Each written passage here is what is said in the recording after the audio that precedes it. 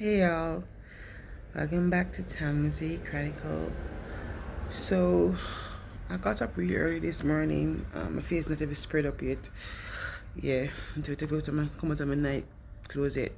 But I just had to say this. I had to just come out and talk to you guys. Because I was sleeping, but I wasn't resting. And the thing is that a couple years ago, I'm okay. I'm one that drives really, really hard, right? I drive fast to go almost everywhere, and and once I'm in the car alone, I usually take certain risk, right? And I'll take certain risks with me alone because I think the car is lighter, so I can maneuver quicker or faster, and so I'll take certain risks. But I really drive. I drive very hard. So sometimes I can cut like a 20 minutes journey into like 5 minutes or 6 minutes. Depends on my mood. So, a couple years ago, somebody told me, um, because I took a 30 minutes journey and I did it in 10 minutes. I think it was eight. The person said to me, you need to take your time and drive. And I'm like, because I'm in a hurry all day, so I'm usually late, so I'm always in a hurry.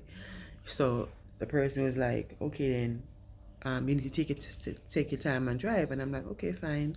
When I'm finished with the day, I'll do that. So I did my errands during the day.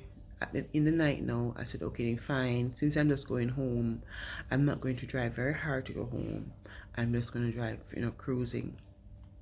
So, you know, I was in a little, I was in a little, I wouldn't say traffic, but I was at a stoplight, right? A couple of years back.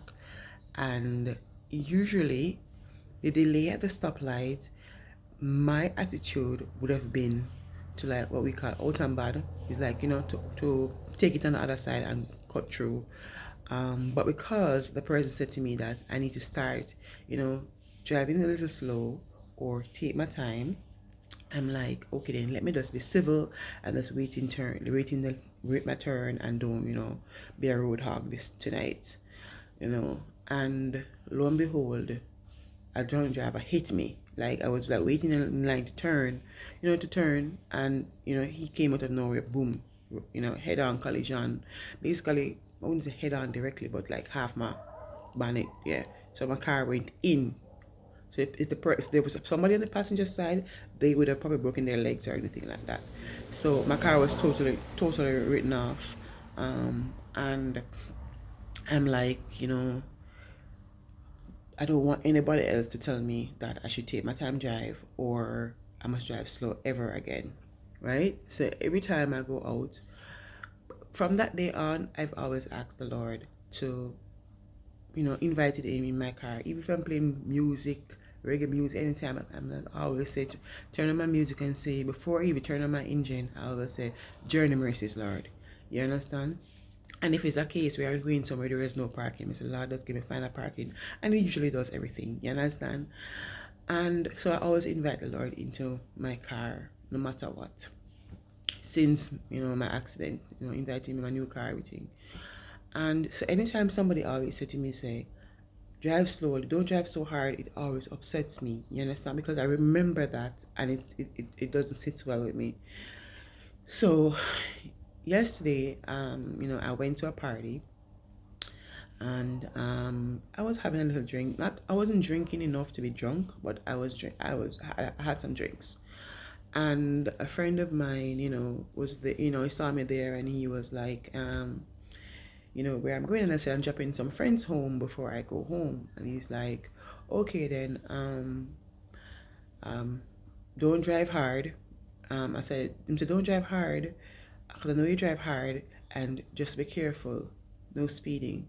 And I said to him, don't ever you say that to me again. But he couldn't understand. And I said, the last person that said that to me, I crashed. So I don't want you to say that to me ever again. And because he said that, I was like, you know, don't be negative, don't be, because it's sitting in my head. It's sitting in my head, and I'm like, okay, Tamaya, nothing's going to go wrong. And I just went in my car, said, Journey Mercy's Lord, and I went and I took my friends home. But this time it was like after curfew, right? Because curfew had started, and I'm like, okay, then let me just, cruise. I didn't want to cruise because I said, okay, then, since I didn't want to be out too late beyond the curfew hours because it was like past curfew for a long time. And I'm like, all right, then. So I started speeding. As naturally, my always a speed. The road kind of empty. So I'm speed. So I was speeding. And I was on something similar to a highway, but it wasn't really a highway, but it's like a big road with like 3-lane road where people actually speed on that road. You understand? For persons who live in Jamaica, I was on the boulevard. And yeah, so I was speeding and I was like doing like probably 90 something. 90, yeah, about 91, 92 my car was going at, and I was really coming down. And I saw my car went from 90 something to 0. My seatbelt went tight. My seatbelt went very tight. I was like, kind of buck. And I was in shock till my belly start hurt me. I'm in a shock till my belly start hurt me. Because when I saw that there was a van that was parked in the, because the road was dark, there was a van that parked on the roadside, right? And I think something wrong with his car, but he had an orange cone, but the orange cone was so close to his car that you could not have seen it. So maybe if he had put the orange cone a little bit further, then you could have, or had some more orange cone, then you could have probably see that, okay, then something is approaching from way out. But basically him just put it near him car, in van I should say. And so I would have been like, boom, right in the back of his vehicle. And I couldn't even swing. Me never see the man. You understand? Me never see the man for me to even swing. And I couldn't swing either because by the time my car stopped, I saw another vehicle just swing. So I know if I had seen him before and swing from him, I would have hit the other person that was passing me. You understand? And I'm like, who but God? Like, me know say, even though my car have on the auto stop thingy, like, because every bumps and thing on my car is not me put it there, it's people actually lick my vehicle, like, seriously.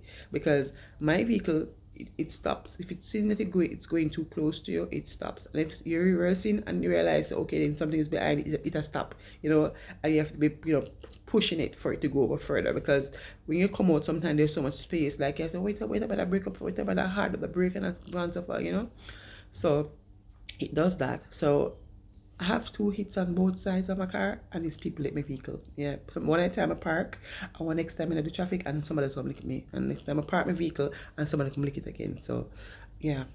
So I'm not saying that is that. May I say God, because there is no possible way that my vehicle, without me pressing brake, would be able to stop. Well, man say, I feel them, technology business, but me I say a God did that, you understand? And my belly started hurt I became nervous, and I'm like, okay then, thank you. Like, it's like me not able to thank him same time because I was in so much shock. And I said, no, this can't happen. And then when I got home, so I started driving maybe like, after that happened, I started driving maybe like 60. Can't drive below that. Because I was trembling. Driving like 60 after that. Because, when it happened, I just kind of when it clear and I just pull out from him and I start driving about 60. And I'm like, okay then, what just happened? Like, belly started hurt me, feel nervous, everything start shaking and all of that. And I'm like, okay then. And I was in a little traffic, and I'm trying to calm down, and traffic started building up because I was getting closer to home. Started calming down, stuff like that. And when I got home, you understand? That's when I said, thank you, Jesus. And I start reflecting, and I'm like, God good, God really, really good. And I'm just glad to invite him in my presence everywhere I go, no matter what.